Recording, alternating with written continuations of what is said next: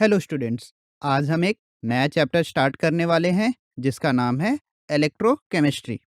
हम अपनी day to day life में बहुत सारे इलेक्ट्रिकल इक्विपमेंट्स को यूज़ करते हैं, जैसे कि मोबाइल, लैपटॉप, एट्सेट्रा।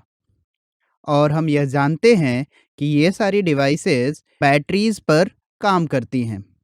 क्या आप जानते हैं इन बैटरीज में कुछ केमिकल्स होते हैं जो इलेक्ट्रिसिटी प्रोड्यूस करते हैं।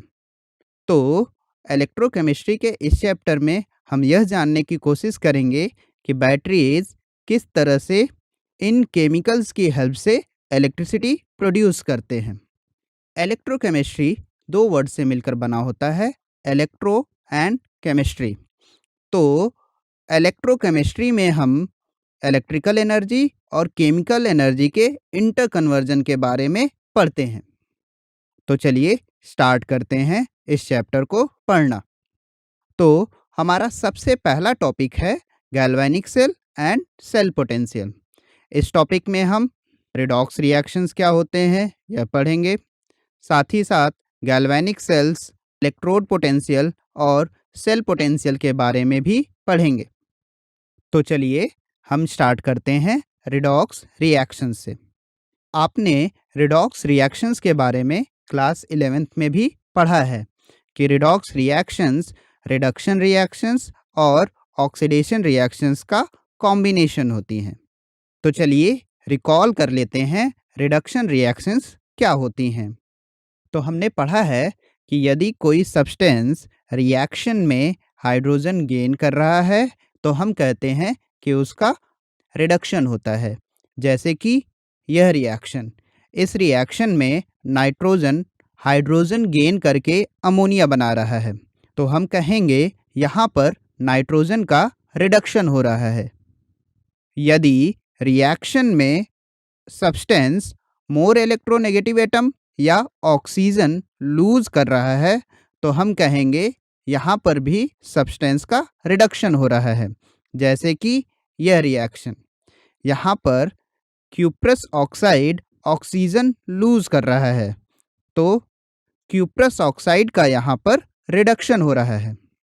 यदि हम इलेक्ट्रॉन्स के टर्म्स में बात करें तो यदि कोई सब्सटेंस इलेक्ट्रॉन गेन कर रहा है तो उसका रिडक्शन होता है। जैसे कि यह रिएक्शन, इस रिएक्शन में Fe2+ आयन इलेक्ट्रॉन गेन कर रहे हैं तो Fe2+ आयन का रिडक्शन हो रहा है। रिडक्शन को डिक्रीज इन ऑक्सीडेशन नंबर के टर्म्स में रिप्रेजेंट करते हैं। यदि हम लास्ट रिएक्शन में आयरन के ऑक्सीडेशन स्टेट लिखें तो आयरन का ऑक्सीडेशन स्टेट +2 से 0 हो जा रहा है, तो हम कहेंगे यहाँ पर आयरन का रिडक्शन हो रहा है क्योंकि इसका ऑक्सीडेशन स्टेट डिक्रीज कर रहा है। तो चलिए ऑक्सीडेशन रिएक्शंस को भी रिकॉल कर लेते हैं। तो हमने यह पढ़ा है कि यदि कोई सब्सटेंस रिएक्शन में हाइड्रोजन लूज कर रहा है तो उसका ऑक्सीडेशन होता है, जैसे कि यह रिएक्शन। वहीं अगर सब्सटेंस ऑक्सीजन या मोर इलेक्ट्रोनेगेटिव एटम गेन करता है तो कहा जाता है कि उसका ऑक्सीडेशन हो रहा है, जैसे कि यह रिएक्शन। इस रिएक्शन में मैग्नीशियम ऑक्सीजन गेन करके मैग्नीशियम ऑक्साइड बना रहा है, तो यहाँ पर मैग्नीशियम का ऑक्सीडेशन हो रहा है।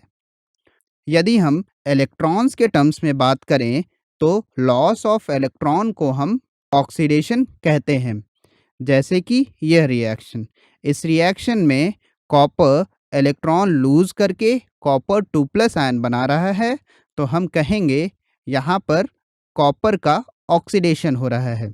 यदि किसी रिएक्शन में सब्सटेंस का ऑक्सीडेशन नंबर बढ़ रहा है तो हम कहेंगे कि उसका ऑक्सीडेशन हो रहा है।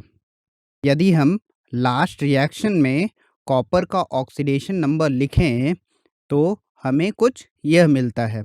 इसमें कॉपर एटम का ऑक्सीडेशन नंबर इंक्रीज हो रहा है, तो हम कह रहे हैं कि कॉपर का ऑक्सीडेशन हो रहा है। बहुत सारे स्टूडेंट्स ऑक्सीडेशन और रिडक्शन में डिफरेंस निकालते वक्त काफ़ी कंफ्यूज हो जाते हैं। तो इसको याद रखने का एक सिंपल सा तरीका है ऑयल रिग।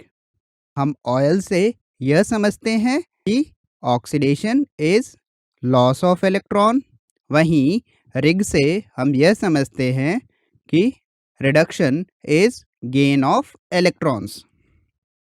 तो चलिए अब हम बात करते हैं ऑक्सीडाइजिंग और रिड्यूसिंग एजेंट्स के बारे में। इसको समझने के लिए हम इस रिएक्शन का एग्जाम्पल ले लेते हैं।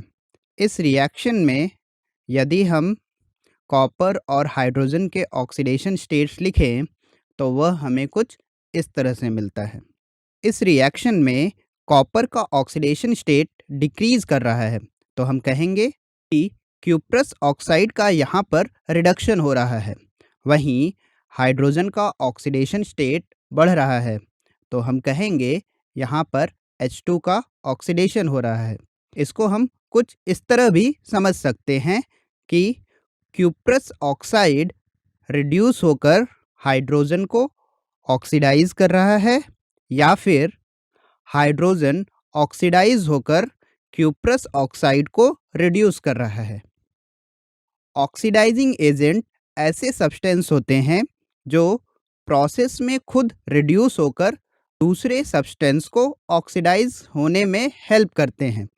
तो यहाँ पर क्यूप्रस ऑक्साइड जो कि हाइड्रोजन को ऑक्सीडाइज कर रहा है, वह एक ऑक्सीडाइजिंग एजेंट होगा। वहीं रिड्यूसिंग एजेंट्स ऐसे सब्सटेंस होते हैं जो रिएक्शन में खुद ऑक्सीडाइज होकर दूसरे सब्सटेंस को रिड्यूस होने में हेल्प करते हैं। तो यहाँ पर हाइड्रोजन ऑक्सीडाइज होकर क्यूप्रस ऑक्साइड को रिड्यूस कर रहा है, तो हाइड्रोजन एक रिड्यूसिंग एजेंट होगा।